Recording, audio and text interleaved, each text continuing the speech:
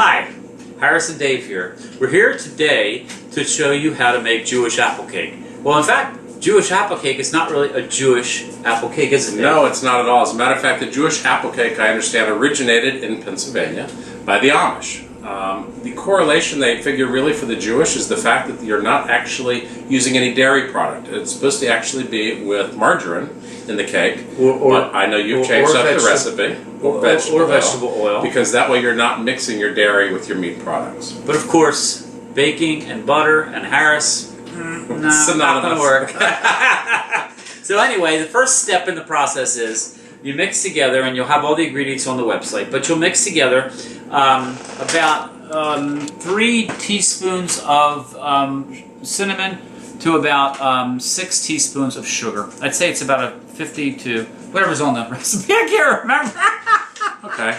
And so you start off by using the, you can slice your apples yourself. We happen to use one of these apple peelers. This is a lot easier than peeling and slicing the apples. If you've not seen one of these, I do recommend it. This is the one from actually Pampered Chef. Right. We received a great tool.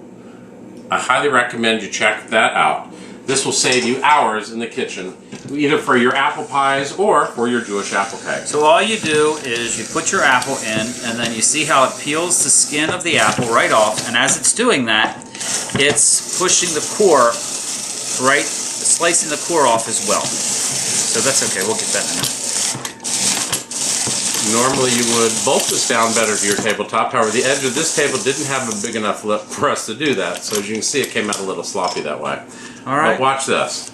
So then you have all of your apples, slices nice and evenly. Done. Okay? And then what we do is we actually slice that down across the center. So you put these all in your... And you'll end up with your little half slices like this. Yep. You put these are great also to use an apple core like this if you wanted to make tarts, because it makes a beautiful, lovely presentation. Come on, keep up. I'm just sprinkling the sugar mixture over top, the sugar and cinnamon. And what's really nice about this is what happens is the cinnamon and the that's on each of the apple slices, you'll see the layers of cinnamon and apple throughout the cake, which is really, really pretty when you're slicing the Jewish apple cake.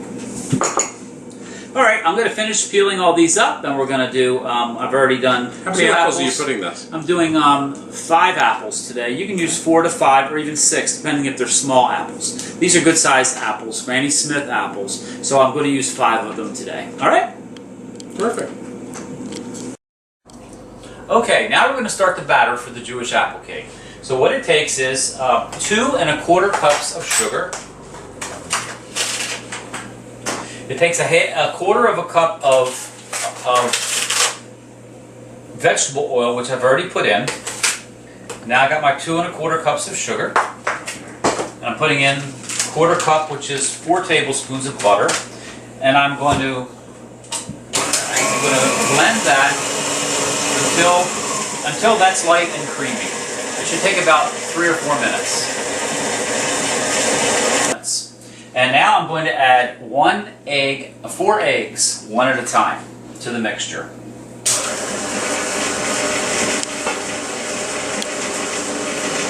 You wait for the egg to incorporate before you add this next egg in. And you do that one at a time until you have all 4 of them incorporated.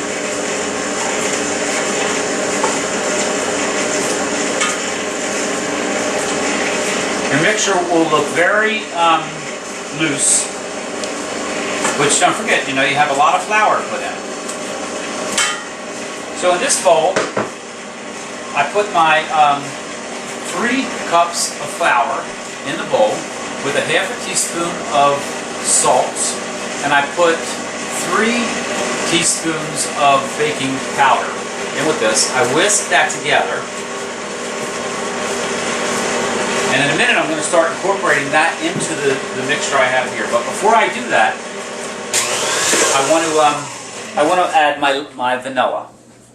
So I'm going to put in 1 vanilla bean, and I'm going to show you how you get the pulp out of the vanilla bean. You slice the bean in half, lengthwise. Okay? You separate it like this. I have to put on my glasses, see what I'm doing. Okay, and then you have to look very closely to see this, but if you look in between Can you see how that pulp is coming right out of there? See that pulp right there? That is delicious vanilla bean, fresh vanilla bean, delicious stuff. I love cooking, making my cookies, cakes. It's not always easy to find it in the grocery store these days for some reason, but when it's there, I like to get it. It's expensive, but it is worth the difference for the flavor. Don't forget, it's all about fresh ingredients. The better the ingredients you use, the better flavor you will have. Alright, so I have 1 pulp of a vanilla bean, and now I'm going to put another teaspoon of vanilla, pure vanilla extract into the mixture.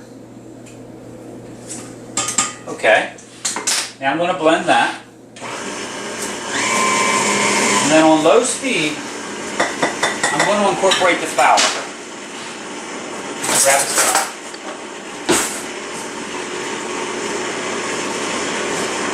You have to slowly incorporate the flour.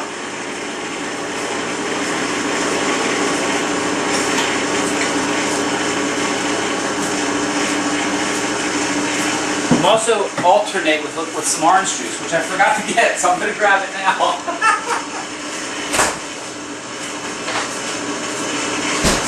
And I tell you, the orange juice I like to use is Simply. This is a really good product. If you haven't tried it, check it out.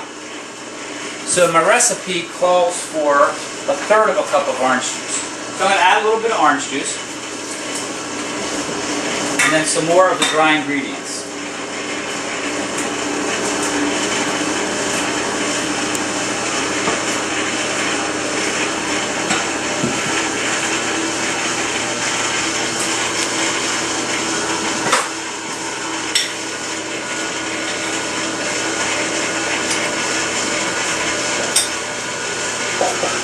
Now, you don't want to overmix your dough. The more you overmix batter, the tougher it gets. So basically you want to incorporate your ingredients, but you want to make sure you incorporate them well. So I'm going to turn it off, make sure I have all this dough mixed together well. I'm going to scrape down the sides. Okay, I'm going to lock it back down. Give it another. I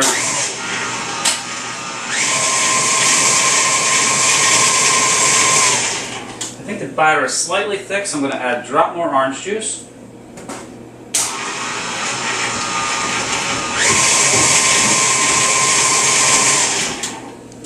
And your consistency should be just about like this.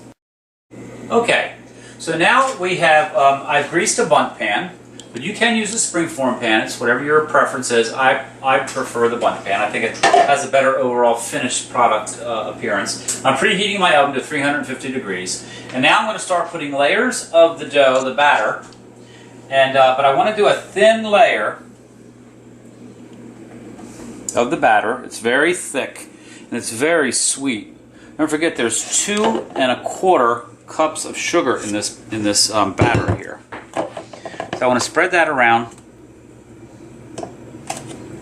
pretty thin. See, it's not that much in there, really.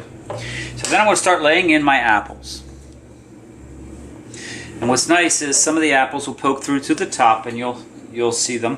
And every layer of this, you're going to see the cinnamon, because they're all coated. Every single apple is coated with cinnamon and sugar. So that'll look nice. This cake. This is such a popular treat the morning after Thanksgiving. We always put it out on the dessert table for Thanksgiving, but the morning following, it's a real treat because a lot of people like to have fruit-type Danish for breakfast in the morning. Alright, so you see now, I've got my second layer in of this batter, and so now you just continue repeating this until you fill up the entire pan. You need to make sure you leave some room for it to rise as well. So you see, simple as can be. Just putting the apples in. There we go. Now another layer of the batter.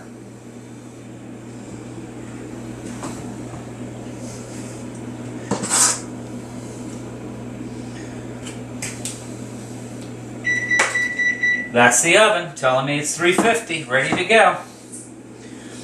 Alright, so I've got the batter in. The next layer, I'm doing another layer of apples. The more layers you can get in, the better, because it'll have more of a ribbon kind of appearance of the apples and the cinnamon that we talked about. So the more of them you can get in here, the better looking your Jewish apple cake is going to look. I see Dave wasn't so perfect with all his sprinkling on here. Alright, so we're doing another layer of the batter. We want to stretch that out, thin it out.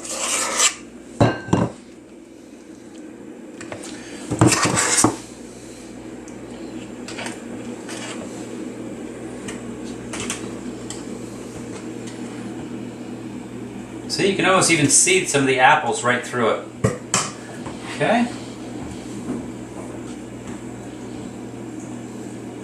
There we go. Almost finished.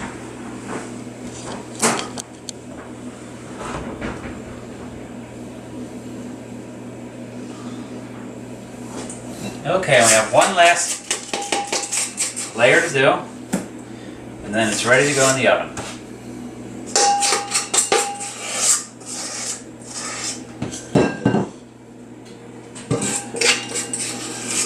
As my grandmother said, good to the last drop. You never met my grandmother, Dave, but you would have really liked her. Dave is actually filming this for us today. We seem to have to take turns filming these videos. Hey, who knows? Maybe this thing will take off and we'll be able to hire a real photographer. Okay, I'm going to top it off with one last topping of the apples. And it is ready to go in the oven. Jewish apple cake, made from scratch, fresh ingredients. There we go.